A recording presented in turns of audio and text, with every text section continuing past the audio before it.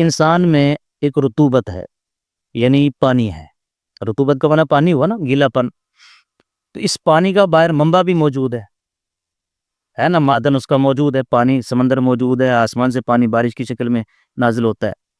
اب ہم آتے ہیں کہ انسانی جسم کے اندر مٹی بھی ہے جی، تو باہر بھی مٹی کا معدن موجود ہے۔ اس طرح انسانی جسم کے اندر حرارت ہے، گرمی ہے نا آپ کے اور میرے جسم کے اندر، تو اس حرارت یعنی آگ ہے ہی، اس آگ کا منبع خارج میں کرۂ نار موجود ہے جی۔ اب چار عناصر موٹے موٹے جو ہیں، تو بے شمار عناصر لیکن موٹے موٹے، آگ، مٹی، ہوا، پانی، انسان کے اندر ہیں، یہ باہر بھی ہیں، ٹھیک۔ اسی طرح اگر انسان تحقیق کر کے جب پہنچے گا کہ کل کائنات کے باہر میں جو کچھ ہے وہ انسان کے اندر بھی ہے، اسی اعتبار سے صوفیہ کرام کہتے ہیں کہ ایک عالم کبیر اللہ نے بنایا باہر کا، اور عالم صغیر انسان ہے۔ اب جس آدمی کو اس پیرائے میں بات سمجھائے وہ کہے گا بات ٹھیک ہے، لیکن نہیں سمجھے وہ صوفیوں کے پیچھے پڑ جاتے ہیں کہ انہوں نے پتلے کہاں سے کہہ دیا۔ یہی مطلب ہے کہنے کا کہ خارج کے اندر جو کچھ ہے اس کو سمیٹ کر اللہ نے جب اس کا خلاصہ نکالا، وہ خلاصہ حضرت انسان کو بنا دیا۔